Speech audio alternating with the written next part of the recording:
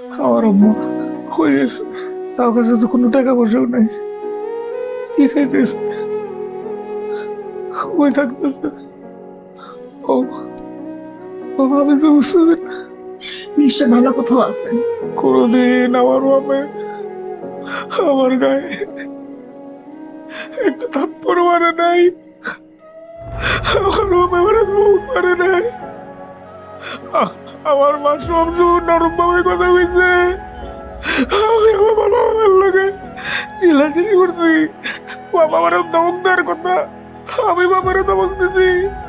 ধমক দিয়ে বাবার ভয় রাখছে, এই তুমি কথা কইবা না, তুমি এত কথা কও কি লেগে? আজকে আমার বাপ না, আমার আব্বা নাই, আব্বা নাই, আব্বা নাই।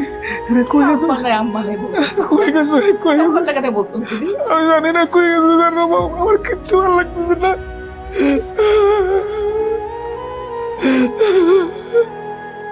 শান্ত হও। আমি কেমনে শান্ত হইব? কতদিন আব্বা আমার বুঝানোর চেষ্টা করছে। 6 মাস ধরে কিস্তি তো দিতে পারতেছি না। হ্যাঁ আব্বা, তুমি ঢাকায় আছো, ঢাকা নিয়ে চিন্তা করো, তুমি গ্রাম নিয়ে তো ভাবতেছো কি লেগে? আমি বুঝি নাই, আমি কাজে ব্যস্ত ছিলাম, মনে হয় আছে এটা বলে এত টেনশন কি আছে? আমি তো আছি, আব্বা কি লেগে এত টেনশন করে?